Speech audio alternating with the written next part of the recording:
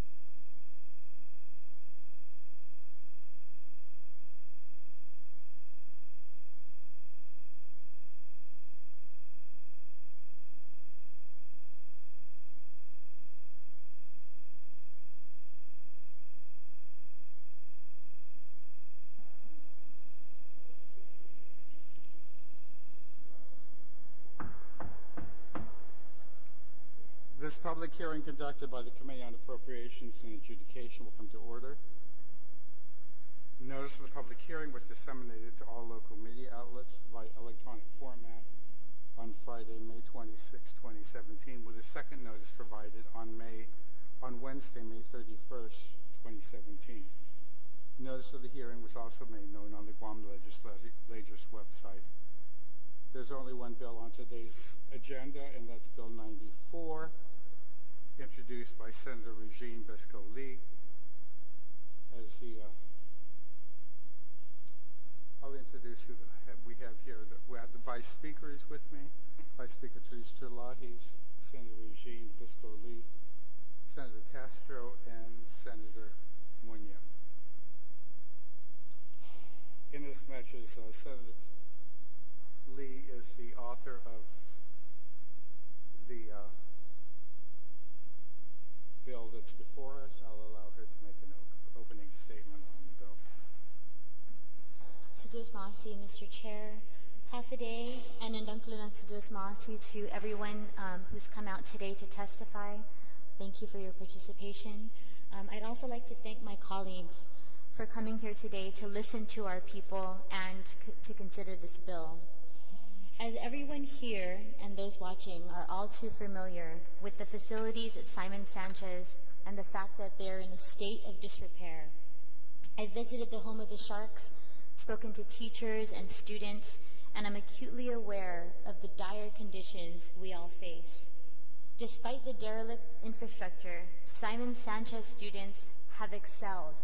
I want to recognize the efforts of our exceptional students who have succeeded against all odds, and thank the dedicated teachers, administrators, and their parents who helped them throughout their high school careers.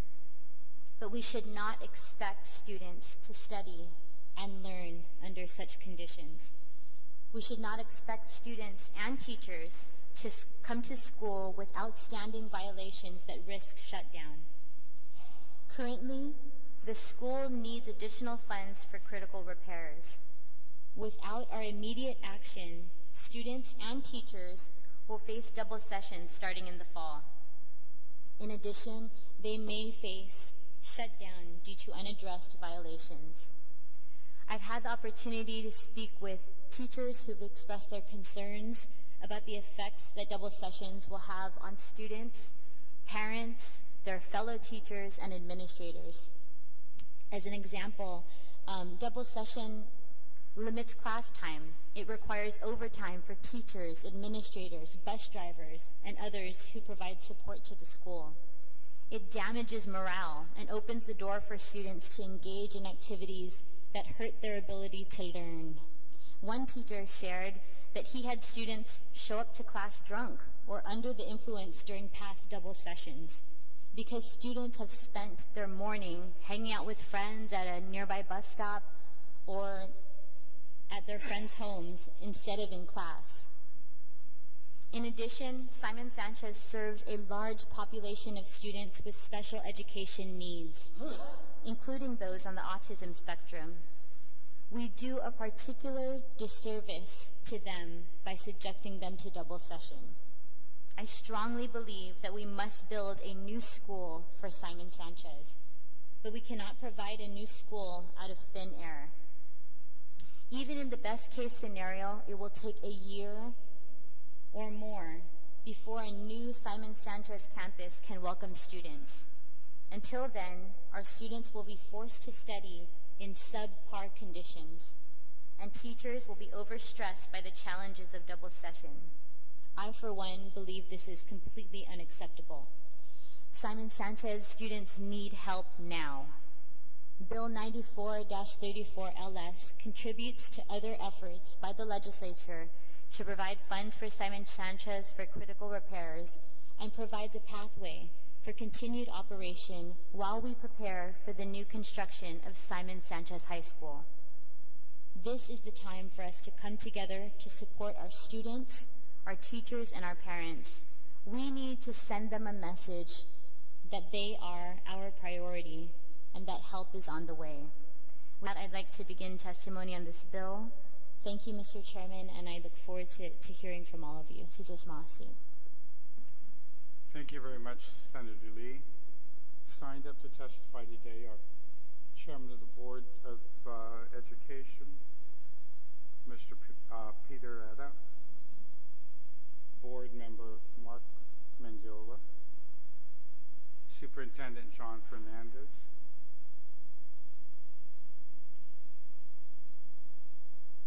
is Maria Duarte testifying? Just here, okay. Wilhelmina Sharma and Jermaine Alerta.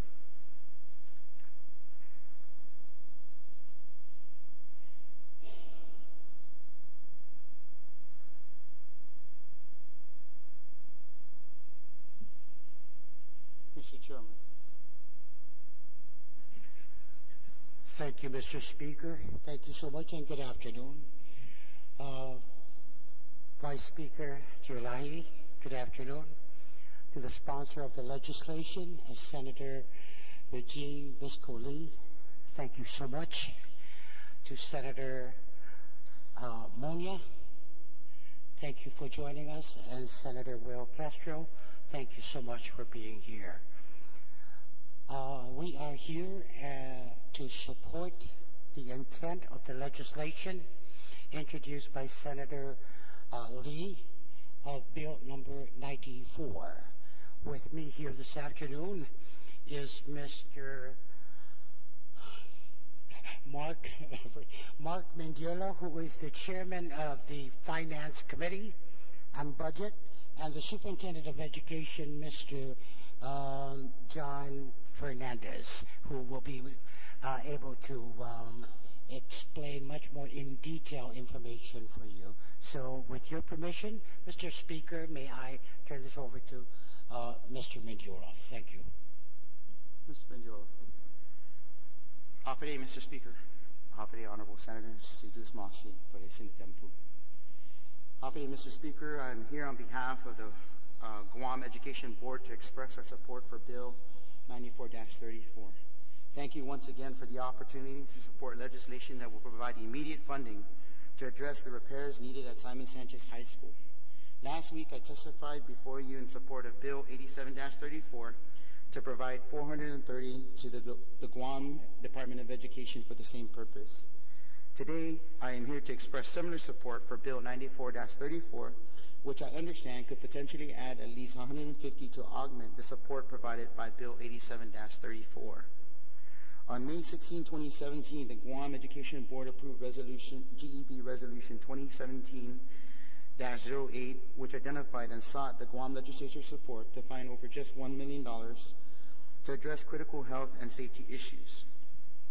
These are issues that need to be addressed to ensure the safe operations of Simon Sanchez High School for the next couple of years. These same concerns have been merited the continued attention of the regulatory agencies. GEB Resolution 2017-08 formalizes the board's support for 87-34 in identifying $430 to support the department's needs. We also encourage in this resolution that the legislature continue to work to find additional funding needed. We thank Sidus Masi to Senator Regine Bisco-Lee for introducing Bill 94-34, which does this. We estimate that the total cost of work needed to be just over $1 million, but based on what we anticipate is needed to address Simon Sanchez High School's immediate repairs this summer and to ensure that we sustain these improvements over the next 2 years as we work on the procurement of a long-term solution. The total amount of at least $580,000 identified in Bill 87-34 and Bill 94-34 will go a long way towards ensuring the priority repairs are addressed. These will include the following: the restoration of 9 temporary classrooms, restoration of rooms 310 and 311, expansion of classroom space in the main facility, repair of roof leaks to prevent flooding, mold, and other damage, air conditioning repair, relocation to ensure adequate temperatures, partitioning of the barn classroom, repairs to gymnasium louver systems to ensure adequate air ventilation, repair of the gymnasium's roll-up door, repairs of the exterior walkway canopies to shelter students during strong rains, repair of bus drop-off canopy and flooding mitigation to ensure student safety, exterior painting to address Department of Public Health and Social Services citations, support the clearing, support the clearing and maintenance of property for safety, additional pest control services due to facility conditions, and general continuity of maintenance operations given the attention needed to Simon Sanchez High School. An attachment to my testimony gives an estimated breakdown of the costs. We would also ask, as we did in Bill 8734, that there be flexibility in any legislation passed that would allow us to ensure that we maximize the use of resources in line with the priorities set forth in the GEB Resolution 2017-08 and articulated in this testimony. Again, thank you for your attention to the Simon Sanchez High School. It is our hope, with the legislature's support of Bill 94-34 and Bill 87-34, we can fund the immediate repairs needed at the school and ensure normal school operations this fall. Sizuas Masi. Thank you. Superintendent. Thank you, Mr. Speaker, and members of the committee. Thank you again for holding a public hearing on Bill 9434 to appropriate savings from Bill 4-34 to the Guam Department of Education in order to fund needed repairs at Simon Sanchez High School. I am here to testify in support. As indicated in testimony before this committee last Thursday, we estimate it will take just over $1 million to address immediate needs at Simon Sanchez High School and ensure a smooth opening of the school this fall, as well as to sustain the facility over the coming 2 years. The Bill 87, introduced by Senators San Augustine and Rodriguez, provided $430,000 to address some of these concerns, and Bill 9434 will provide at least $150,000 in additional support. And I know Mr. Mendiola attached a breakdown of the costs that were originally estimated as part of his testimony. We clearly need a permanent solution for Simon Sanchez High School. The RFP project number 730-5-1056 L-YIG, which is currently under appeal before the Office of Public Accountability, aims to provide Simon Sanchez with a comprehensive renovation or rebuild of the entire campus. Until the solution becomes a reality, however, we are obligated to maintain the current facility in a suitable condition for occupancy by faculty, staff, administrators, students, and parents. Bill 94-34 and Bill 8734 will help us meet this obligation. Thank you very much.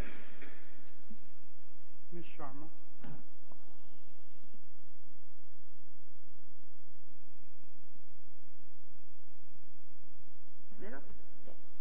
My name is Wilhelmina Sharma. I'm one of the teachers with the 9 classrooms that are broken. I exist on a broken classroom where the kids are almost falling through the floors. I live that every day. I don't want it for my kids. I've been here. I will be teaching at Simon Sanchez for 27 years this August. I chose to come here. I'm certified in California. I don't have to be here. I want to be here. And if you give me a classroom that I cannot use and equipment that I cannot have, what is the use? How do you expect our students to excel? And we do excel. We have the Millennium, we've had the Gates Millennium Scholar for 2 years in a row. We have people that have graduated from Yale. We have people that graduated from Princeton. And I'm sure we have some that graduated from Harvard. What more do you want us to do? If you give us a facility that's right, that's not broken, how much more can my kids excel? We won mock trial 2 years. For 2 years. You know how hard that is? We're competing against 50 states and territories. But yet we excelled. We're number 2 in the nation at one point. Southern was number 2 in the nation. How much more can you expect from the kids of Guam? We need facilities that we can exist in and not have to worry about falling down. We need roofs that don't leak. We need books. We haven't had in the CFS classes or FCS, they finally caught up. We haven't had books for 14 years. We've had to Xerox our materials. What do you want us to do? Are you going to give us some money to work with? Or are you just going to sit on your butts and let our kids deteriorate, let our buildings deteriorate? Yes, I'm in support of any money that you can give us, because whatever money that will repair my floors, and I come in the morning, and I'm happy to come in the morning and not have to worry about my kids getting hurt or getting drunk on the side because they have nothing better to do. Yes, I will accept the money. Yes, I'm in support of all of this. If you have any questions, you can ask me. What goes on in my classroom? I'm in the front lines. We're in the front lines. What do? Have you been in my classroom? Have you had to teach 30 kids when you're only supposed to have 20? Tell me. That's it.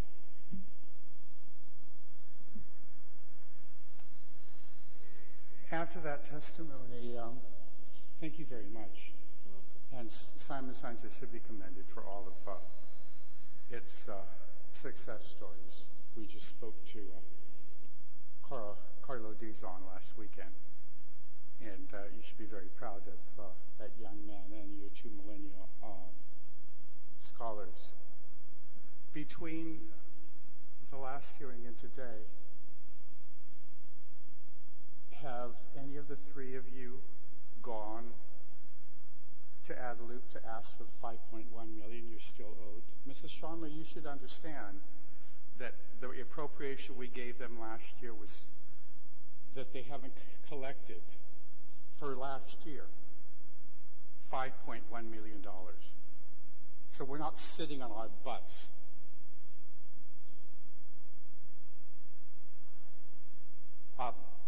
Probably them, because they haven't gone to collect on that 5.1. Do you want to answer, Mrs. Sharma? So I'll direct a response to you on this. The $5.1 million that you identified and brought to our attention at the last hearing, like I said before, we were very clear on that message that I would go both to the governor and also the legislature for support. So between then and now, we've gone through 3 graduations, and I've been working on to address many other issues, but we do have a letter prepared. I have not yet been able to share with Mr. Atta, but the letter was prepared following this hearing to make a request to access funds, if available, from FY16. So yes, we are intending to follow up with them directly and to work, as you suggested, through the board and through those who, anyone with access to our governor and his team to be able to make that similar request. So yes, we are going to follow up on that as well. I do want to reiterate, we are here at the proposal to respond to proposals by the Guam legislature regarding a separate source of funds, and so we're here to express support also for that. So we want to do both. And I appreciate that. We're talking about $150,000 here. Adelup hasn't provided you $5.1 million. That's 51 times more than this. 51.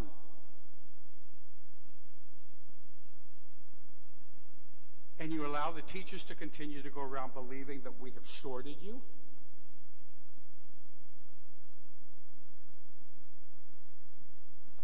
You guys need to, as she says, get off your butts and do something. Mr. Atta, what have you done since last Thursday to collect on the 5.1? I have brought it up, discussed inquiring about this $5 billion that you were referring to, and the response pretty much is, as we all are aware, this is subject to the availability of funds, and the cash flow, that will be dependent on that.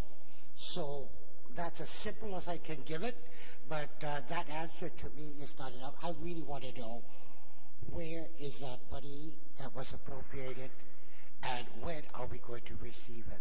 But for right now, Mr. Speaker, we need to move forward The summer hasn't begun, and Simone Sanchez is sitting idle right now, waiting for the construction to begin.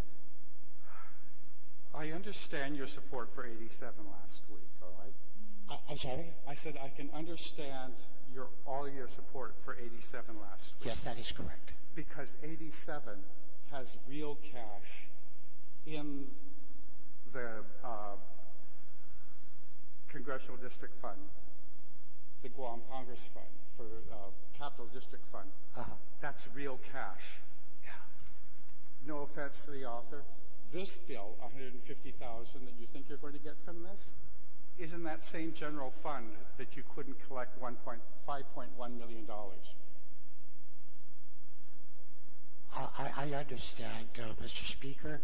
However, we are here to testify in favor of the proposal of Ms. Lee.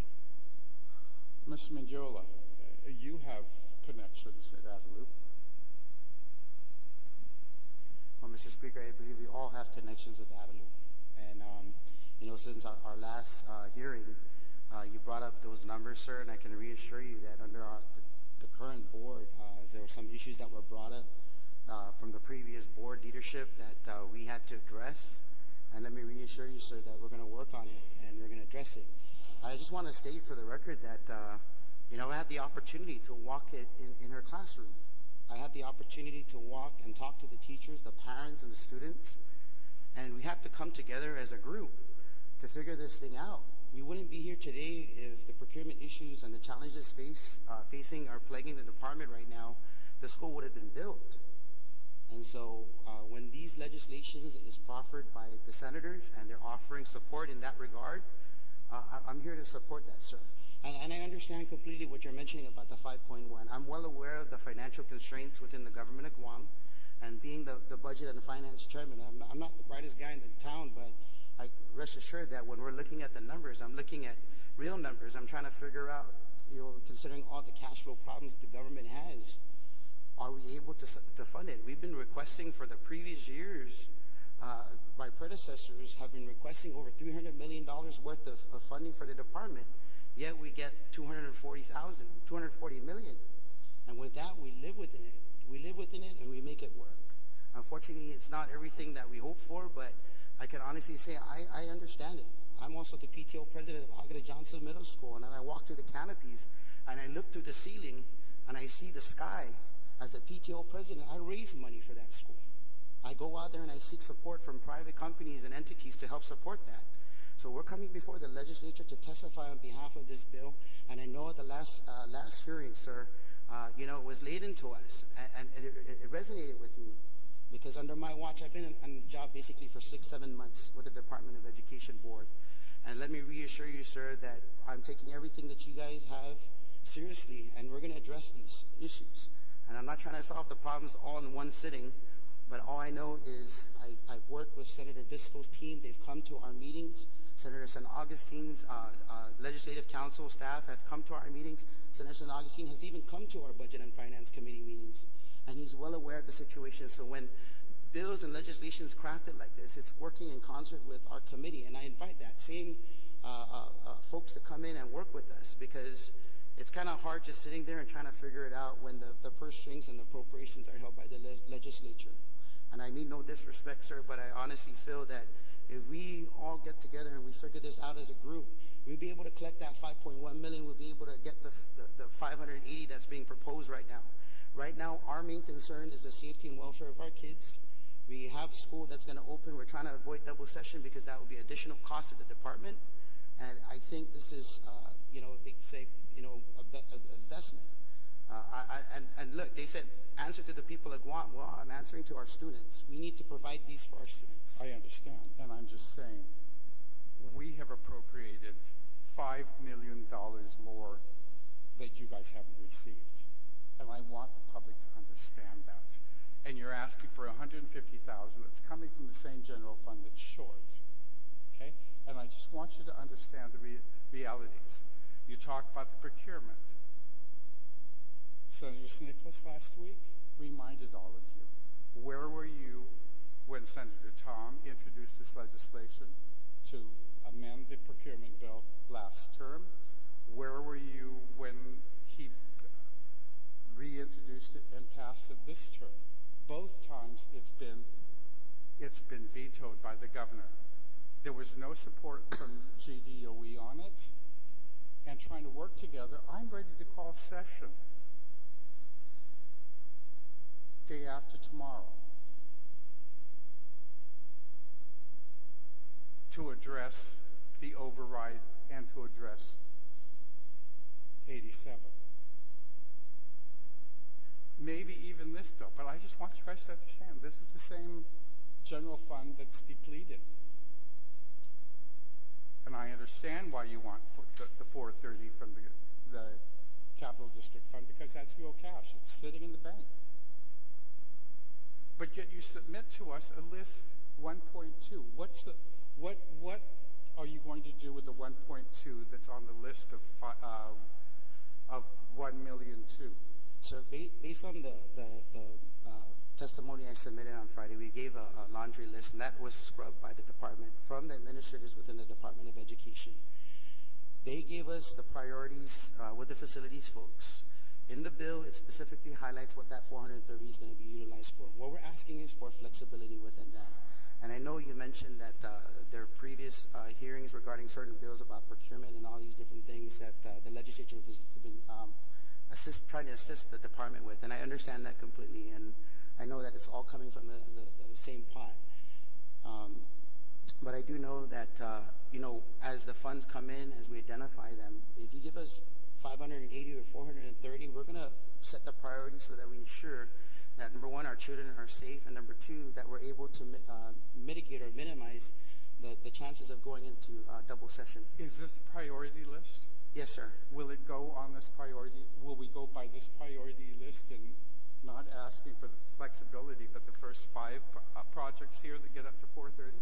Yeah, what we're asking for, I believe on the testimony from the superintendent, based on the testimony of the superintendent, that these are just estimates based on what the cost will come. But if it comes under, and in the law it's specific that we have to spend up to $230,000 for the 9 rooms.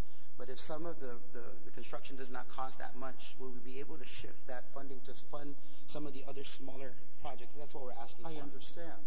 The flexibility that I want to know is that I want to know that you're going to stick to this priority list and start with 1 first, and then 2, and then 3, and then 4, and then 5. I'm not going to be entertaining any legislation that has flexibility that you can all of a sudden go down to exterior painting or other things that you say last week was really unnecessary for a building you're tearing down. That's what I want. I want assurance of what it's going to be, and if it's going to be religiously by this priority list, we'll take care of our classrooms straight up. Great. Yes, sir. Right. If I could, sir. Yes. On the list, the 430 and Bill 87 will take you through 1 through 5 on the priority list, and then the additional 150 would take us through 6, 7, 8, and 9. I do think that number 10, the bus canopy drop-off, I mean, these are kids waiting for the bus who do not have any shelter, would be able to, if we were able to do that, this is why we're asking for the flexibility to be able to at least get down to number 10 to address the bus drop-off canopy and drainage improvements. Those are the items that I would believe would be critical to, number 1, maintaining a number of classrooms needed to open up for the school year under normal operations, and number 2, address most of the critical safety needs. The remainder are issues, but they are issues that I would say mostly from a regulatory standpoint. We get repeated citations. If we can, I think what I'd like to do with any remaining items is to see if we can, through our Adopt a School program and other partnerships, see if we can provide some relief that way, even if it's not guaranteed. But those top 10, I believe, of the resources being offered by the 2 bills would be able to address those. I just wanted that on the record, because when we call session on Wednesday and we override 58 and pass 87, and maybe this one, I want it very clear what the money is going to be used for. because, as Mr. Mendiola says, we're trying to get together. Correct. I scheduled these things as quickly as I could to try to get together.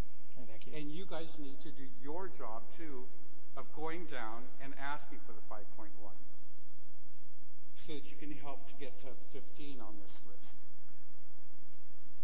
or even take care of the list. Correct. Thank you. Mr. Speaker, you got my commitment that I will work diligently to pursue and work to try and get that $5.1 million, sir. Thank you.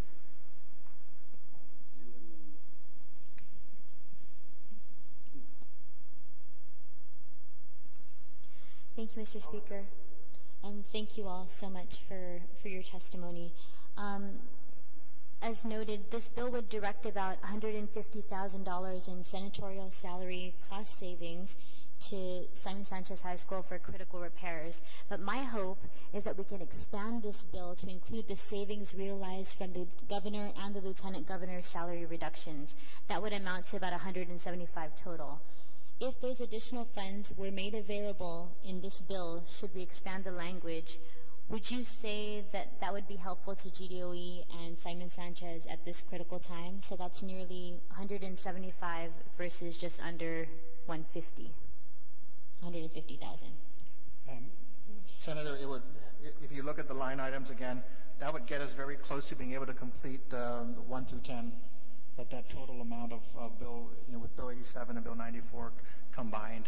And again, those I would agree would be the most critical safety and classroom issues. Okay, thank you. Right now, the legislature has 2 bills that are directed to GDOE for Simon Sanchez critical repairs. This bill, 94, and Bill 87 would amount to about $600,000 that we're discussing towards critical repairs to avoid a shutdown and a double session. First of all, again, thank you for your testimony, laying out this priority list of repairs and the costs of each of them. Second, thank you for clarifying your need in previous testimony for Bill 87-34 to have the specific priority list of repairs ranked and needed in the bill updated, and for the flexibility in Bill 87 so that the potential $430,000 for critical Simon Sanchez repairs can be utilized for the repairs rather than earmarked for ongoing maintenance, which could be covered in fiscal year budget. Finally, can you state for the record that if you'd be able to get these funds, if the bills were to pass, for the total of about $580,000, that would meet most of the critical needs in your repair list and outstanding violations to avoid a shutdown and double session? I believe that the 2 bills at $580,000 would definitely ensure that we're able to open on time under normal operations, and there wouldn't be an imminent shutdown of any sort. We would be able to address the most critical safety issues as identified on this list. The only things that would not be addressed, what it sounds like, would probably be the last maybe 4 items, which we would maybe hope to address in our future budget discussion, or through agency partnerships or other, community partnerships that we could put, assemble to address those needs. Thank you. So you have go ahead. Sorry. Senator, may I just add to that? The superintendent recently did a survey, and the number 1 answer by the parents to the survey was safety, was the number 1 concern of the parents. And I just thought, I'm sure you are aware of that, and this is one of the issues we are addressing now. Thank you. Thank you. So you all, go ahead. You have my full support to move this bill forward. We'll work together with our colleagues, and I'll work together with the speaker to try to work to. We've identified the need. We've demonstrated the need for the additional funds, and your commitment to advocate with the administration for the cash allotments, as the speaker had mentioned. If we're successful, after the passage of these bills, we can work toward additional funding resources based on your resolution. And I'm looking forward to continuing to work with you, as Mr. Mendiola had mentioned in his testimony. we want to definitely push for those cash allotments to be issued to you because we can only do so much in this branch. I wanted to ask, is there a clearer timeline of when the procurement protests will be resolved? There isn't a timeline. I guess what I believe the OPA will have to issue its ruling. I was under the understanding it was June 8th, so it should be imminent. Of course, whatever the ruling is, there is an opportunity, for further appeal to court. So that would be more of an uncertain time frame. So, but we do take note of the committee's concern about the procurement process. We share some of those concerns, and so again, as Mr. Mendiola mentioned from the last hearing, we are taking all of those to heart to ensure that we're doing our best job that we can for our school community. Okay, thank you very much. Can I say one more thing, Senator? Sure. I do want to say thank you for your legislation. I was out at a couple schools this morning, and I have to say this on behalf of at least those visits as well as Ms. Sharma being here. I do say God bless our teachers for coming to work every day in some of the conditions that we see around our school community. Simon Sanchez being among them. I was at Southern High School and I was at Ocean View Middle School this morning. So we are not here to advocate for the central office, and there are other things that we want to address, of course, with the legislature and with ADALUP. But I do think that your offer of resources, Senator Sanagatin's offer of resources, when you put those on the table, it was our obligation to come here to advocate on behalf of our teachers and our students, and that's what we're here to do. Thank you. One last question. If we're lucky and all the stars align, this bill passes, how long will it take for the repairs to be completed? Understanding that some of the cash from salary cost savings will not be immediate. Will it hopefully be finished by the start of the school year? We'll take a look at all of those issues now. And in our last hearing, we were talking about the $430,000, and we walked through what our expectation was. And I know that Senator Lahi, our Vice Speaker, was asking for the details on that, which we are going to provide. Once I get back to the office, we'll send that ahead. Our expectation from a notice to proceed to completion of the work is no more than 45 days. And that work, if the processes go along as usual, which we anticipated the legislature would not vote earlier than the end of June, and then we would seek the AG and the governor's approval of that, and then any subsequent approval for any contracts.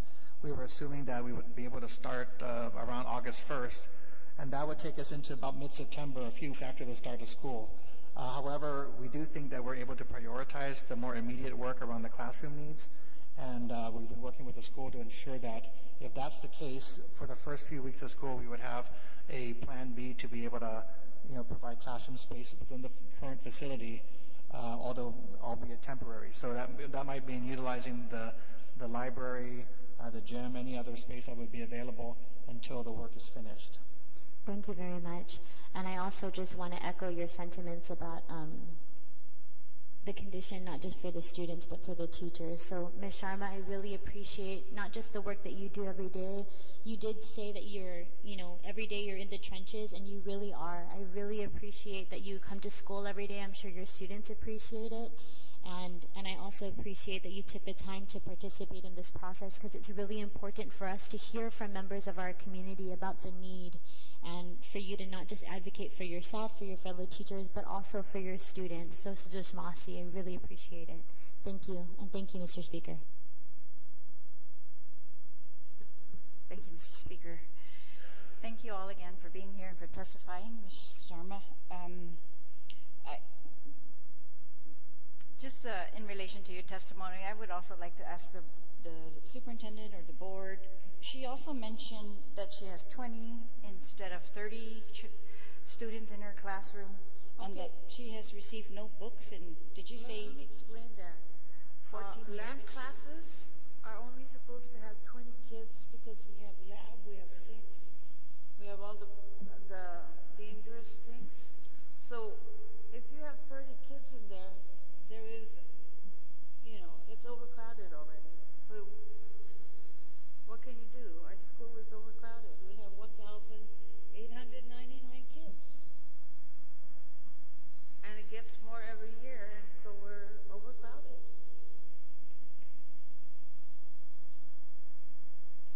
also say that you had not received books for 14 years? Yes, I was in the adoption committee. I decided to be retro and decided that I want my books. But we have no money for books. How can you get books? Even if we do adopt it. What was your budget for books last year? I think every year we get about $1.5 million. And I don't think that's fair, sir. I think, what we've said is that we've had a backlog of books that haven't been able to be purchased for over a series of years. So for one of our teachers, So again, how much did you spend last year for books? I'd have to go and verify that, and I know our budget hearing is coming up. But what I would say is that being on the adoption committee, they do go through the process of updating the books, the textbooks that are needed for the schools, and the question is whether we are able to free up funds for that.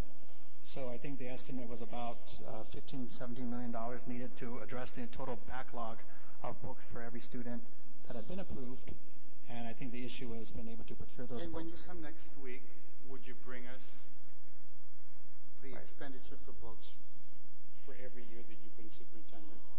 I will. Thank you. Yeah, I'm just concerned that, they're saying there's no money for books, but that's really a decision that's being made by the department. Which books will be prioritized? There's money for books, but which books are being prioritized? Which schools are being prioritized for books? Is that correct? I think the legislature does identify specifically what amount is provided for textbooks. Right. So there's money. That's what I'm saying. And that What I'm saying is that it's for, I think, a $1.5 million appropriation is about what I believe we receive every year. So, again, at the budget hearing, we can go through that and provide the information. I'm just saying that, every year, I reflect on a couple of years ago where we're saying that, there are complaints that not every child has a textbook, and that has been an issue. And then, whether that meets the 14 points that are out there in law. And then I think the issue has been, at least when checking back as with regard to the textbooks that we've been able to procure, there continues to be a backlog of books. So, I recognize the vendors are no longer giving us the opportunity to procure those books unless we prepay, which makes the procurement even a harder situation for us. So I'm happy to provide that information when we go to the budget hearing, and one way or the other. I mean, if it's our fault, it's our fault. But I think what I've heard from our staff handling the textbooks and from the teachers who participate in the textbook adoption committee, the number of books that we've been approving for updating has not been matched by the amount of funding provided. So we can go through those numbers at that time. All right. I am concerned because it just points out that there are many issues even in this one school that need to be addressed, and we're juggling, obviously, and now this repair of the temporary building is becoming priority over regular other items, and even let me just continue with my questions then. At the last hearing, they mentioned that you have every summer projects to repair the schools. That's correct? And so you have money already set aside to do that? We set aside a small amount of funds for the school readiness, which are basically your typical expenses related to paint and any summer maintenance issues that need to be, so those are not some of the bigger projects like repairing a big air conditioning unit at Southern Heights Gym. That would probably be another separate project that would need to be addressed, which we are addressing. So we do have funding that we would normally anticipate being used to just get the schools refreshed for the opening of the school year. So it's my understanding from that testimony that this is all still part of what DOE could utilize for Simon Sanchez immediately. If that is the priority over the other schools' repair, then they could start that. There's nothing holding back the beginning, at least, of some of those projects. If you have truly decided that you need to do those for 2 more years. And I want to ask you, what is your understanding of the timeline for the new building's construction? So 2 points. Number one is, could we shift funding to Simon Sanchez? Well, I guess we could. What we're here to answer to are 2 proposals by senators. there were three proposals, actually, proposals by senators who've introduced bills and asked the opinion of the public, including the Department of Education, as to whether there was a need for that those funds for those identified purposes. And we're here to say yes. Could we try to address those issues within our current budget? The answer is yes. Could we prioritize Simon Sanchez over all the other schools that need this, similar levels of maintenance, repairs, like Ocean View Middle School, which I just came from, and you'll probably see pictures in the paper from that visit. If you ask me that whether I could prioritize Simon Sanchez over all of those, yes, we could, because that's what we do every year. We juggle and try to figure out how to address the most important needs. The challenge is we have many needs. Right. So anytime the legislature is able to provide additional funds, it's helpful. Again, I'm happy to go and like I said, appeal to the governor for any help on the 5.1 million that could be provided. I don't think it's going to be enough to address all the needs. As we said, there's about $90 million in identified deferred maintenance. That means that we haven't done the maintenance for years, and that we're just getting to now. So I think we're just asking for your assistance based on proposals that some of your colleagues put forward. I understand. I'm also just trying to understand all the talk about double session, not being able to open the school, because last time the testimony was you weren't really looking at double session, that you were going to do everything you could to avoid a double session, and so if it's just I mean, I understand the school, all the schools. My children attended GW for years, and they were promised that it would be repaired, and we're still waiting to see some of those things. But the it's just this talk about we're going to do double session. It's like threats. We're going to do double session. We're going to put this out on the students, when really, if it's in your control to control it, I'm just saying, let's just all work together and say we can take care of this. We are not going to have to do double sessions. We are, cognizant of that. Any bit of that 5.1 million that you can get could also go towards that. You don't really need additional authority. Is that correct?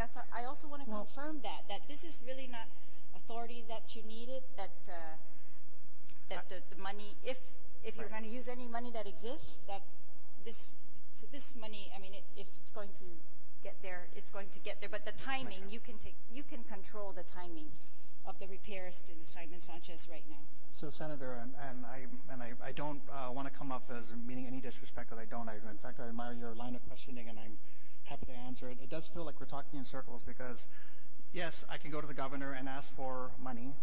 Yes, you've said that we have cash flow issues, and that might not be real money. I don't want to ask for money that might not be real. I'm asking for resources that can be provided, and I'm asking for the help of the governor as well as the legislature to help with needs that your colleagues have identified as important, not just the board, but Senator Regine Bisco-Lee, Senator Joe San Augustine, Senator Dennis Rodriguez. When they introduced their legislation, they heard from the community directly, and they said, we want to respond. We all hear from Mr. But what I'm saying is, if you don't mind, what I'm saying is, you say if the legislature says yes, we'll move forward and we'll take care of those funds to address the needs of Simon Sanchez. If it says no, just say no and let us go on, and we'll try to do our best. I've never said that there is not going to be a double session. I've said it is a plan that there may be a double session as a last resort, and that the mathematics to get there would be to address the number of classrooms and any issues related to the safety of our students. Those are the things that drive the decision about whether we open a classroom or not. So that's my consistent statement. I'm not threatening a double session or anything, because I don't, and like I said, neither the legislature nor the board nor the superintendent has to bear the burden of a double session. That falls on our students and parents, and that's why. I understand that, Mr. Fernandez. That's why I told you. My students went through double session. My children, absolutely. I don't want that. I don't wish that on anyone. And so we are here trying to help you too. So I would just appreciate your candor to all the questions. And if I think it's, I think you should acknowledge that I don't think there's a senator that exists that does not want Simon Sanchez to succeed, that we admire the success despite all the conditions. But my questions are really just DOE. I want to understand DOE. I want to be able to explain this to the public when they ask me questions too about why are we doing this, why didn't they do that. And I think it's fair that we all have answers to all these questions. Absolutely. So what is your understanding for the timeline for the new building? Once, I believe it's an 18-month construction process, or construction timeline, 18 months is what the anticipated timeline would be under this RFP, once it gets approved and there's a notice to go forward. 18 months. Okay, so over 1 school year for sure. Yeah, that's why I'm saying over a couple school years, and that's being optimistic that there are no significant further hurdles, although we know. Okay, I'm asking that because a lot of the talk also centered around the 2 year that you're doing repairs to last for 2 years, and I wanted to confirm that timeline. And also on the list of priorities, as they've been submitted today in order of priority and with amounts, thank you for that.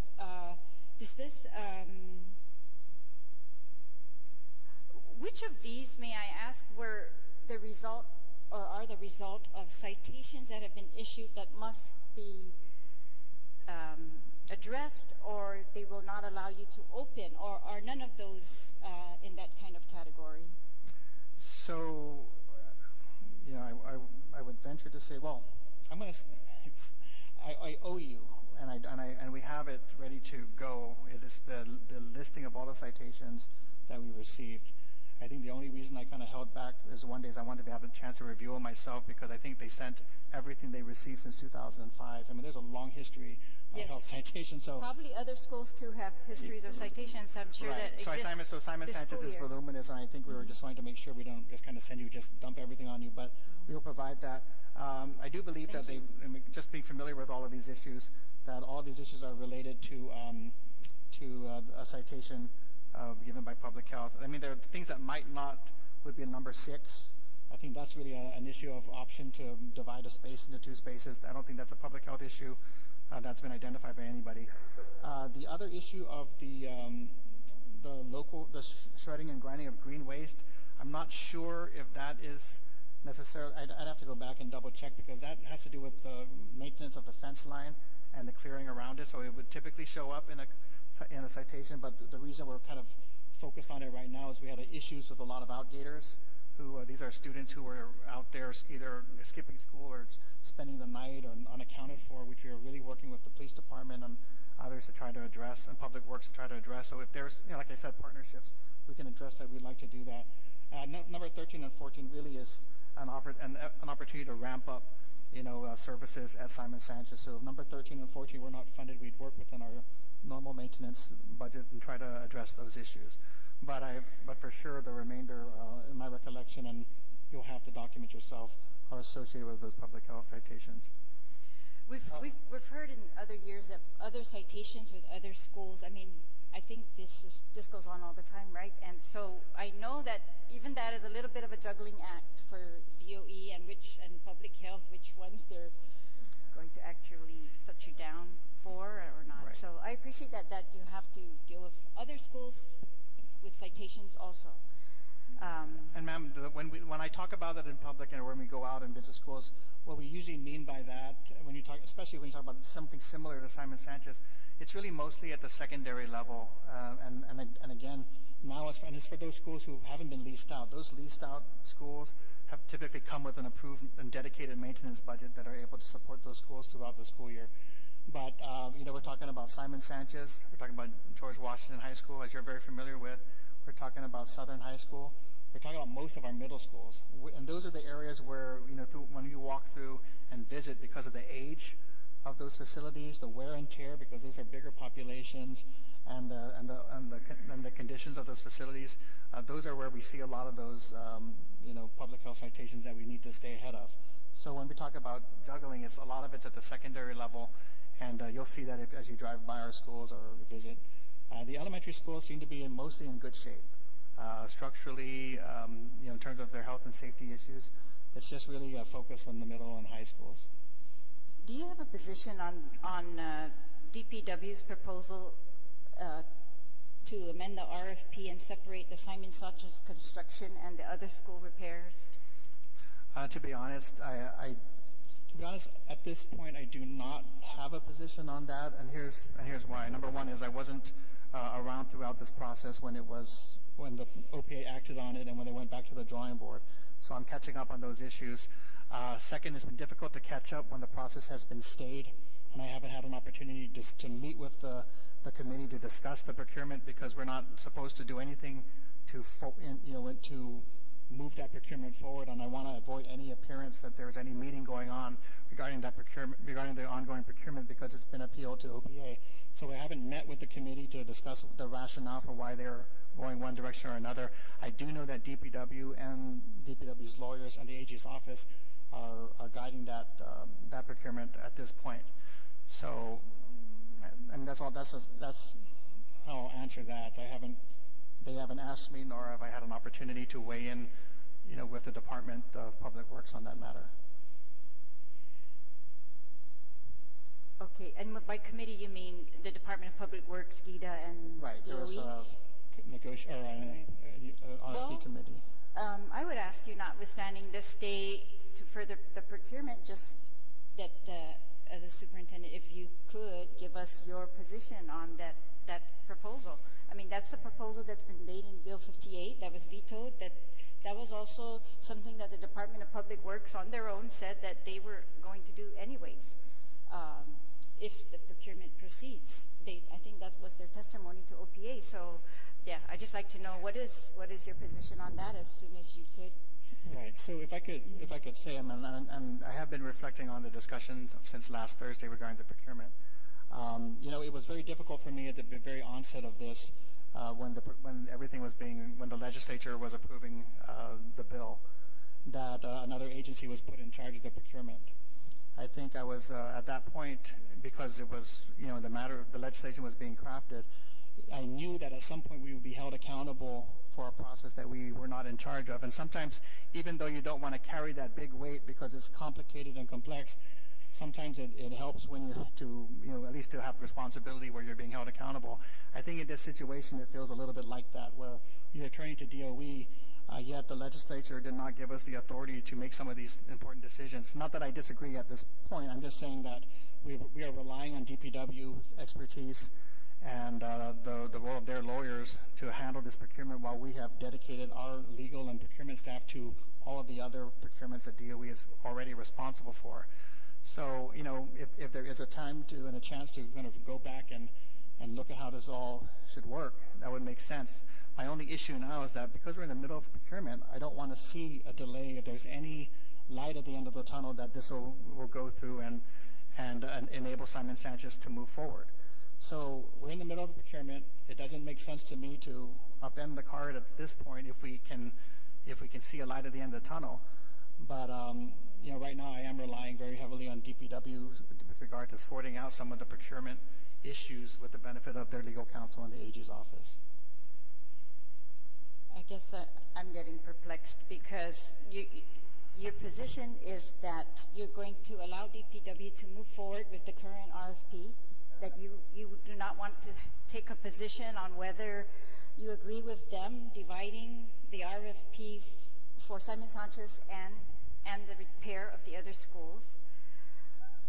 But you're on that committee, and it's being done for you, and we had this conversation. So I'll leave it at that. Well, if I could say, I'll just be candid. I wasn't a part of that decision, so I'm not clear on what the rationale was. Well, that's why I'm asking you now. Yeah, with all due respect, I know you weren't there. Many of the parties have changed. I wasn't there either. I'm here now. It's on us now. So that's why I'm asking you to help us. What is your position now? With all you know now, I mean, and that kind of thing. I think we should all just reevaluate all the time as we're going along with the new facts, with new proposals. If there's something faster for Simon Sanchez, are you in favor of that or not? If there is something cheaper for Simon Sanchez, are you in favor of that or not? And that was going to be my other question. What is your position regarding setting a cap on the amount spent on the Simon Sanchez new building? Would you agree to that? So, on the first issue, like I said, if it doesn't, again, the reason why I'm not up to date with the committee's decision on or the legal counsel decision is because we haven't reconvened as a committee to go through this, and my understanding was because of the procurement process and the procurement being stayed. Now, if there is an opportunity to meet again, and that would not raise it wouldn't violate any it would not violate any, rule or prohibition, then of course I would be engaged in that discussion. My understanding is that it has been stayed, and I have stayed away from from trying to, to call a meeting when my understanding is that we're not going to be convening until such time as this procurement matter is resolved. So I have not been a part of that legal discussion about whether it makes sense from a legal standpoint to go one way or another. And that's why I have not, and so any opinion I render on both points would be uninformed. Do I care that there's a cap on Simon Sanchez or not? I would say this. Number one is we do want, I would want a Simon Sanchez High School to be done in a cost-effective manner, but to meet a quality of building that will last for the intended time period. So, I don't want to do it on the cheap, just on the cheap, but I also don't want to spend all of our resources on one school.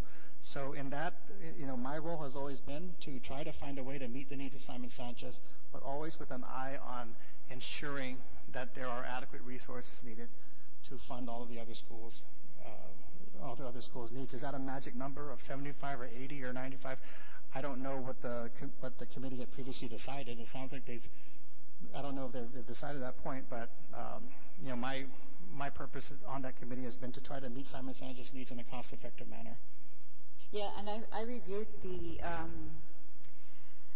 attachment to the procurement that where it listed out DOE's requirements, and it doesn't specify there about.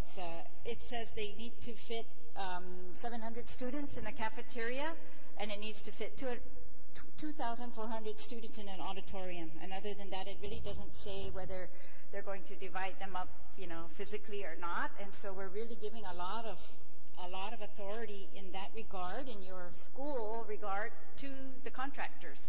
And I'm just inviting DOE to look at that again closely and really put your mark on it as a superintendent as to how these schools should be designed. And I think it's not too late to get involved in reviewing the different proposals that are being made as to how to do Simon Sanchez, get that new construction done faster, and to spend the money that you can get available immediately on the Simon Sanchez repairs if we are facing double sessions. No, I appreciate that, and I think that again, because it was, things have changed since the laws were passed and the initial procurement was even started. But I was always my understanding that it was set up as a request for proposal, and I understand that's been under further debate recently here in the legislature. But it was always set up as an RFP that was going to go out for negotiation at some point. And so I think that's why there were certain things that were left for negotiation in the onset of this. Now there's more of a discussion about whether certain things should be capped, whether there should be an evaluation of certain criteria with heavier weight than others, what best value means. All of those things have come after the laws were passed and after the procurement started. So I don't mean this to obfuscate. I just want to say this. I want to see this procurement get done successfully. I'm not an expert in procurement. We weren't asked to be the lead to try to resolve all these matters. I've been leaning on DPW and their expertise, as well as the assistance of the AG and their legal counsel to kind of be our guide to get us successfully through this procurement. And that's my biggest frustration and my biggest interest, because what we want to see from DOE is a new school a rebuilt school for Simon Sanchez, plain and simple, and then to have resources to be able to dedicate to our other schools. And part of that as well, as you may have heard, is the master facilities plan that we had wanted to update and complete was funded as part of this procurement, and so that's also stuck in the middle. And I mentioned that to Senator San Augustine, that he says, "Where's your master facilities plan?" I said, it had been directed by the legislature, and we had been supportive of it, putting it in this procurement, but it's also stuck. So it's not something we want to delay. We want it to get done, but the resources got tied up in the same process. Thank you very much. Thank you. Thank you very much. I just want to acknowledge the board and the superintendent. Thank you so much. I know that just as a freshman senator alone, watching you all in the hot seat there for the last couple of weeks, also realizing too that just being in this seat alone is a very hot seat as well too, and we're always having the finger pointed in our direction. So I just want to share with you that we need to share that responsibility. Just from Mrs. Sharma's testimony alone, that went straight to my heart. And actually, I want to acknowledge Mrs. Sharma. Thank you so much for coming out here and choosing our Guam kids to teach as well too, even though you're certified in other areas. Thank you so much for being here on Guam and teaching our teachers. I don't know if this is even a question for the board or the superintendent or even the author. The $150,000 from the savings of the salaries coming from the general fund, and I'm just learning that too, coming from the general fund, as well as the $5.1 million that you're still trying to get.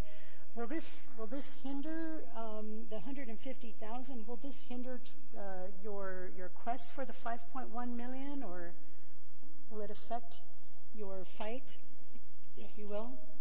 Very good question. And the board will take pretty much a strong position that the money will come in quite handy. The figure of $1 million, 11 something, a little over $1 million.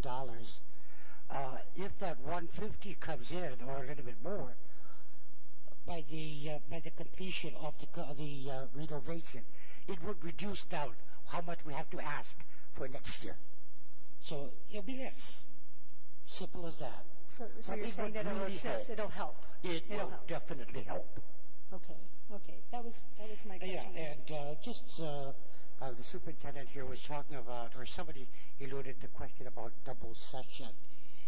Let me probably also come into this response of saying we have to be prepared for a plan B. We have to, because if anything, we don't want to. We hope not to have a double session. We're crossing our fingers. I think all of you are hoping not to have a double session, but we must also have a plan B.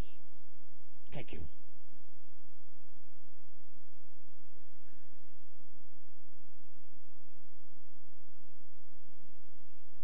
I have a final question for the superintendent. There is a reporting requirement, Section 2 of the bill, for you to detail the use of these funds after the end of the fiscal year. Will you be able to fulfill that reporting requirement? Yes, absolutely. Okay, thank you. So I look forward to sharing this with my colleagues of how the passage of this bill, with their support, will have tangible results for our students, especially at this critical time. So I thank you very much. Thank you, Mr. Speaker. Thank you. Before Mrs. Sharma leaves, and the public being left with the impression that we've not provided for books, in FY16, this legislature appropriated $1.5 million. According to our reports, and you can confirm it with your CFO back there, you received $12,557.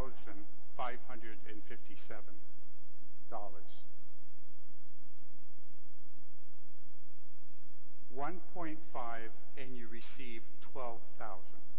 I hope you take that back to the school, Mrs. Sharma, and share it with the teachers. That the legislature appropriated 1.5 and they collected 12,000. For this fiscal year,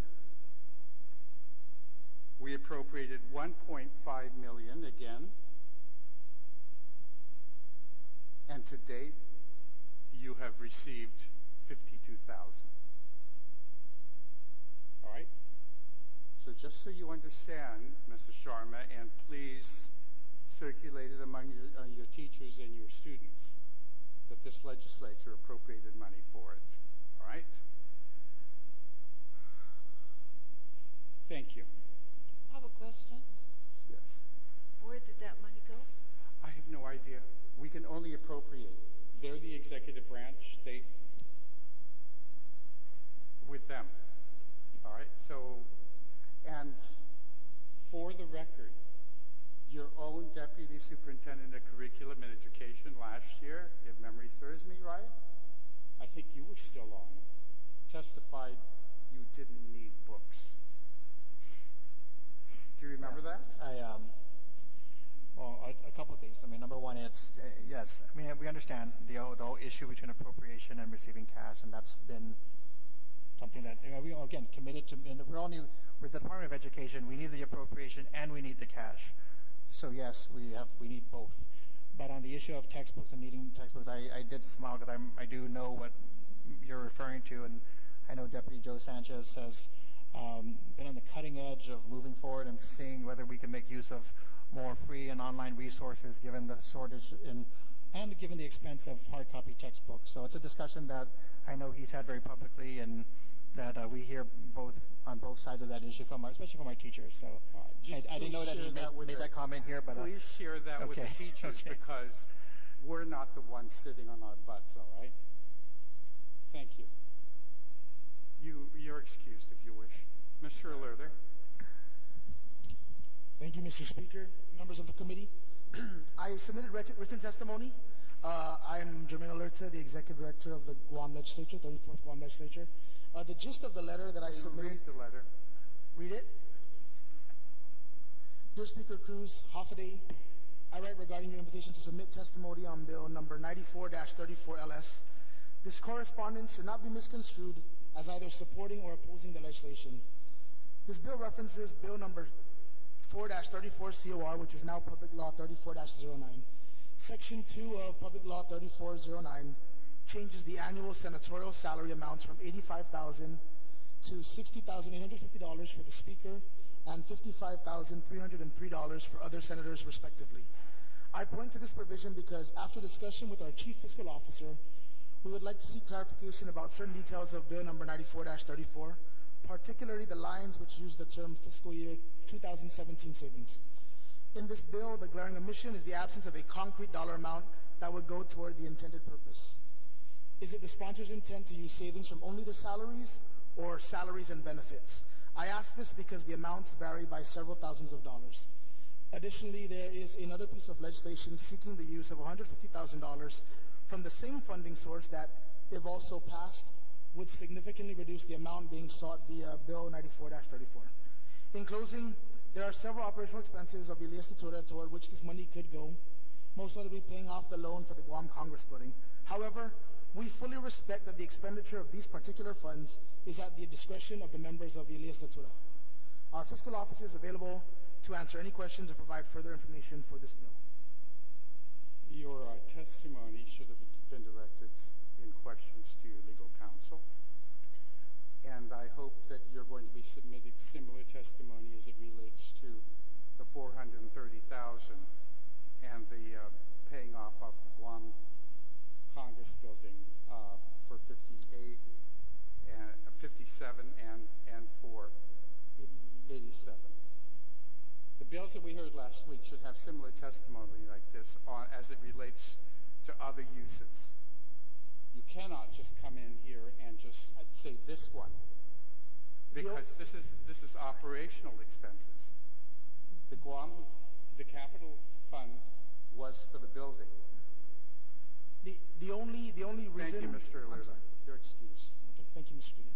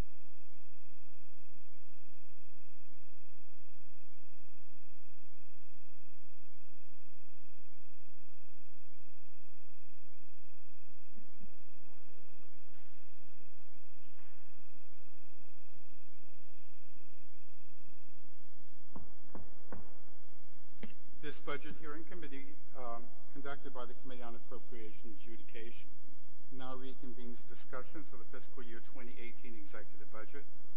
This afternoon, we are meeting with the Guam Community College to discuss their budget proposal.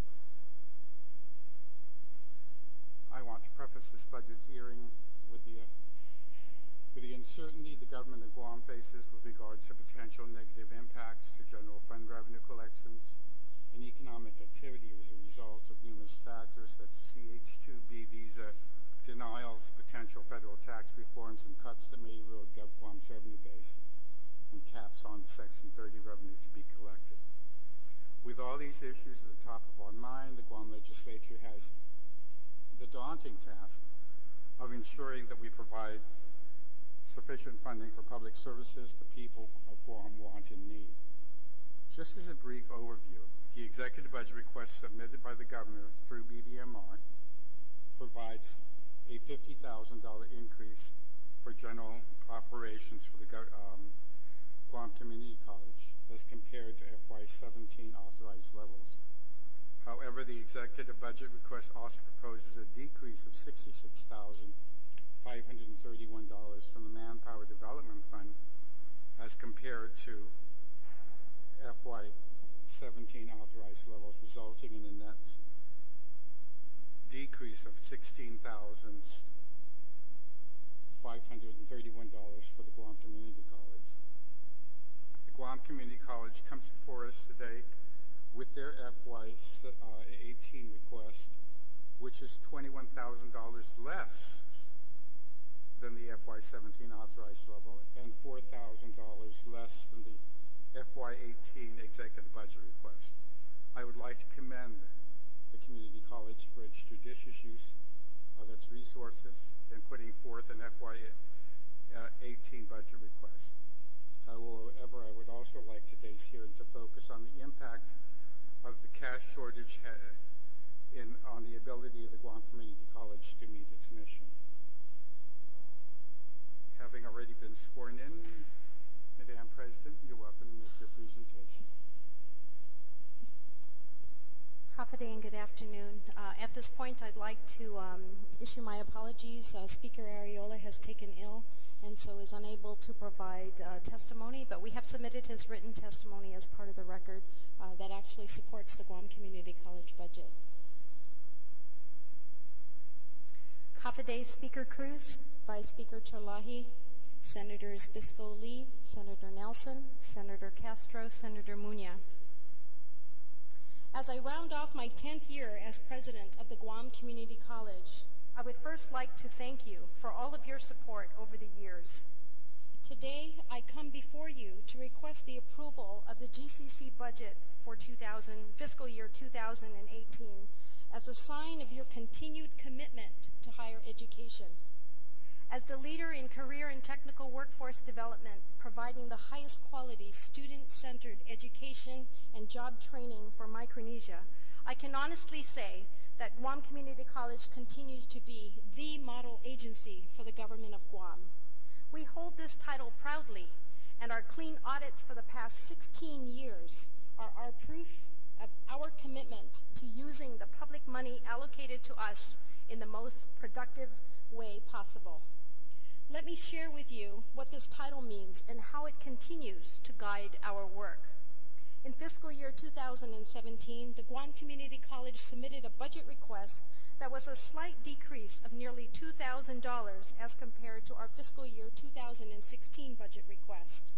Today, I come before you to request for a budget with a decrease of a little over $21,000 less than fiscal year 2017's budget. Our fiscal year 2018 request is a total of $20,466,138. You might ask now, why would we want to do that?